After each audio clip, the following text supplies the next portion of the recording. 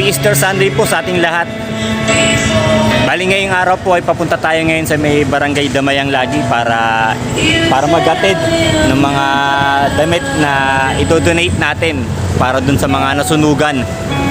Napag-alaman ko lamang po na bukod po pala dun sa sunog na nasaksihan natin noong March 25 ay meron pa palang naunang sunog na naganap sa parehong barangay noong March 19, no? So nakakalungkot lang na dalawang beses na tinamaan pala ng sunog yung barangay na yon, no? So tara, atid na natin muna to ngayon doon. Pumunta na tayo sa may Barangay Damayan Lagi para maihatid na natin itong mga damit na to. 2,000 years later. Malapit na tayo ngayon sa may Barangay Damayan Lagi. Sa mga nag-iisip kung saan ba banda itong lugar ng Damayan Lagi ay malapit ito sa may St. Luke's E. Rodriguez.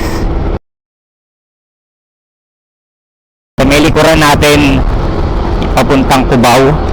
Itong sa may unahan natin, ito naman yung mga papunta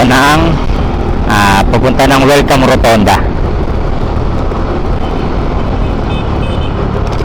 Ito Trinity University of Asia. Tapos ito yung National Children's Hospital. So yan, nandito na tayo ngayon sa may Barangay Damayan Lagi. Hanapin lang natin kung saan yung mismong barangay nila para doon na lang natin iwan tong kaunting damit na dala natin. Pagtanong-tanong na lang natin dito paglagpas natin sa may stoplight kung saan yung barangay hall ng Barangay Damayan Lagi.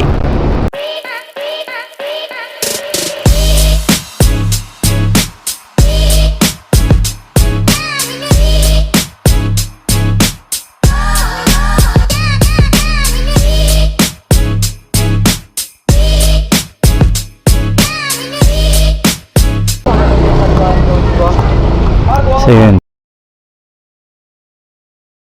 this way to Barangay Damayan Lagi.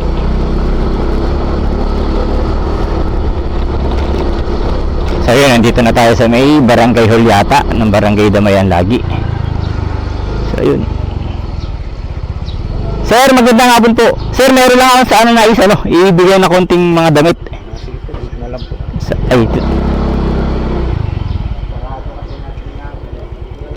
Ay, sige po.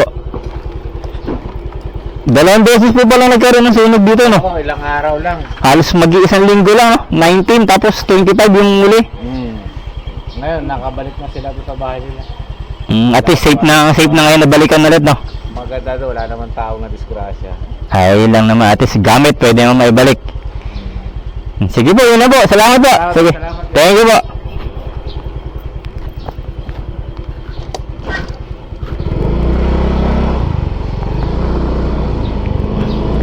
Yes, sir. Thank you. So yun na nga, naihatid na natin sa may barangay hall ng Damayan Lagi yung damit na dala-dala natin kanina, no? So narinig niyo dun sa sabi nung barangay tanod, tingin ko si kuya na pinag-iwanan natin ng mga damit. Base sa kanya ay wala naman daw na nasawi dun sa dalawang magkasunod na sunog na naganap sa kanilang barangay, no? So ayun, kahit papaano ay nakakabalik na raw yung mga kababayan natin o yung mga residente doon sa lugar ng pinangyarihan ng sunog, no? And hopefully mga ilang linggo, ilang buwan lang ay makaka-recover din naman agad sila, no?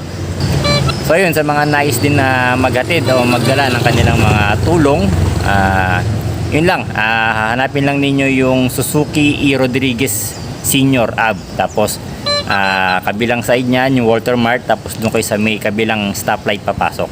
Tapos madali nyo na lang makikita din yung barangay hall ng Damayang Lagi.